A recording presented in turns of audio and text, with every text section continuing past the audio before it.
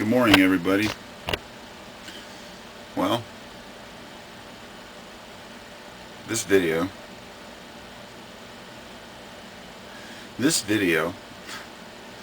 is not intended to poke at any beliefs or ideas. This video is intended to pose a question. Do we really think that someone or something is going to bail us out of the reality that we're in life? It seems that I've heard from so many different places, so many different things that are supposed to happen. When I was younger, we would hear about the end of the world. I'd always hear about these different ways the world was going to come to an end, whether it was nuclear annihilation or a virus, solar flare. In a way, one might think that these things, this isn't a bailout, this is rather destruction. But for many people, this is what they consider bailing out. This is the only way out, is through humanity dying off. And that's a defeatist attitude. Then we have those who believe that Jesus is going to return, and that the righteous will be taken up to heaven, and the rest will suffer and live in this whatever here on earth. And then we have people who are telling us that if we only do these certain practices, then we can ascend to another level. That we can actually ascend out of our bodies. We have also gurus telling us that we can become bodhisattvas and stop evolving. We have people telling us that we can listen to a recording and change our DNA frequency. We have others telling us that we can activate our dormant strands of DNA and all of a sudden come out of our darkness. We have people telling us that there's going to be a cosmic wave of energy that passes over humanity. This was always one of my favorites, that the galactic center that runs on a pulse, and the great year, the great cycle, is based on cosmic imprints, and that the sun is putting off new types of rays, new types of vibratory rates, which according to science is true, but that these harmonies will continue to increase and resonate through us, and we will have some kind of awakening, awareness. So we have the big bailout, we have the complete awakening, we have the destruction, we have all these different things. Oh, and I can't forget that the aliens are going to come down and tell us where we went wrong and help us out. Or on the other side of it, the aliens are going to come down and they're going to destroy us, or they're waiting for us so they can take over our planet. Let's just take all this bullshit and put it aside for a minute. What's the real desire here? Change. People want to change. But people don't want to change themselves. They want everyone else to change. They want the world to change. People feel defeated. They feel like the world is out to get them, so beat them or join them has become the attitude. Well, I want my children to grow up with values, but they have to compete in this world, so they have to go to college. They have to do this. They have to learn this. We've forgotten our nature. We've forgotten who we really are. Whatever that was.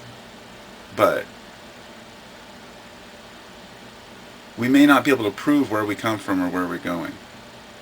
All we can do is prove to ourselves what works while we're here. And this is one of the most important points that I've ever realized in life. It's regardless of what happens before or after.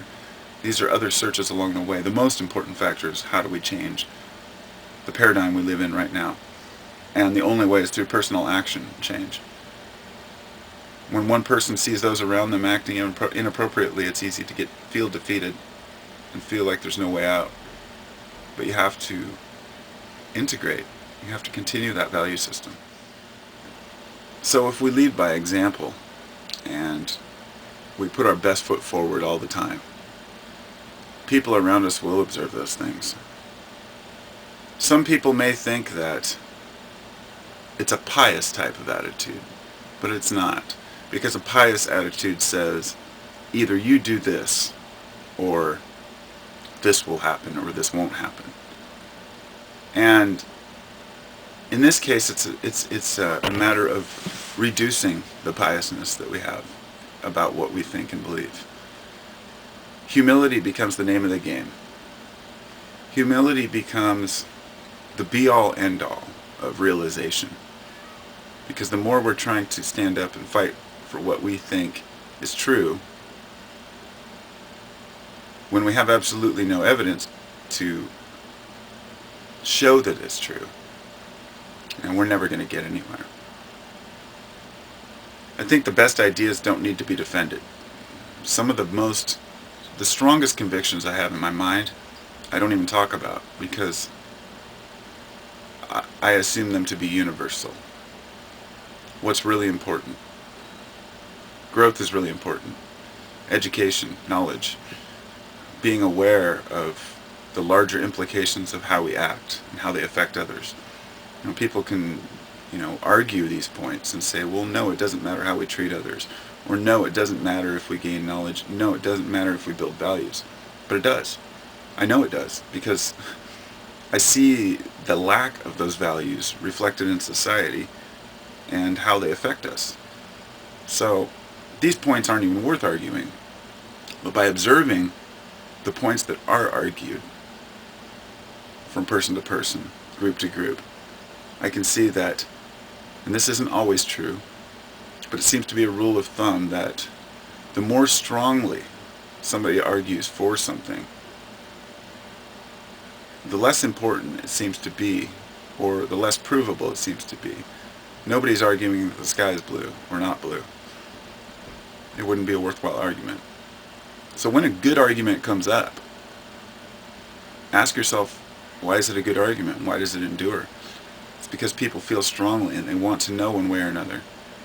And for me, I don't want to learn or figure out anything. I just want to feel it and know it.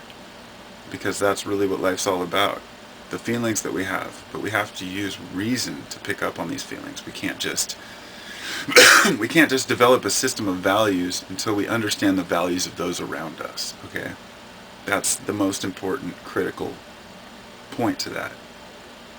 Is that no matter how strong of a good system you build for yourself, if you don't understand others, you can't understand what's going on. You can't just join a political party, let's say, without understanding where the other side's coming from. Often we're just fighting against the right wing, or we're fighting against the left wing, when in reality both sides have points, but we refuse to hear them. We're too stuck on one or the other. It's a major polarity problem that we have. And it's like they say, that I heard this. I'm going to see if I can put it as eloquently as I heard it. The more humble and understanding a man becomes, or woman, I don't mean that as man, the more understanding a person becomes, well, I can't really put it into words. I don't know where I was going to go with it. I was trying, but because the more understanding a person becomes, the easier it is to remain neutral and centered in situations. In other words, when a rational person hears an argument from both sides, he's able to piece it together and understand where both sides are coming from, rather than picking a side. It's crucial, because it doesn't matter if we're right. Even if we're 1% that's right and 99% of the world is wrong, if 99% of the world thinks differently than we do, then how can we say that we're right and they're wrong? In other words, the greatest number, if we want to live in a democratic society, do we just believe what the greatest number tells us? Of course not. But we can't just go fighting against that because too many people think that. So But we can't remain with our convictions in our heart and just walk away from any type of discussion or debate about it either. And I think that's a big thing to consider. Many people who go down these paths and realize that it's not about how the world's going to end or how we're going to get out of this, but rather each individual finding their way out. It becomes a little bit overwhelming when you see all those around you who just don't seem to care at all. But we keep trying, and we keep fighting for what's true and right. But the more balanced a person's emotions are in crisis and hard situations, then the more integrity we have. The less we let ourselves be swayed by society or by what's happening in the emotional state of those around us. To remain firm, steadfast in our beliefs and our thoughts. Not beliefs, but in our way of thinking. To be clear-headed. Not being swayed by public opinion or emotion, except for when it's necessary. It doesn't mean we don't have emotions.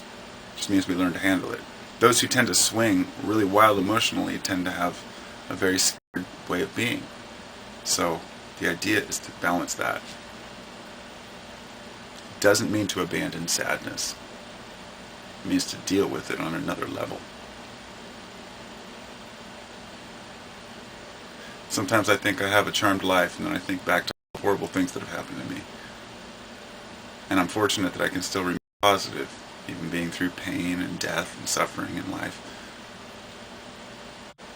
Because it's all I've got. It's my life. It's all I got.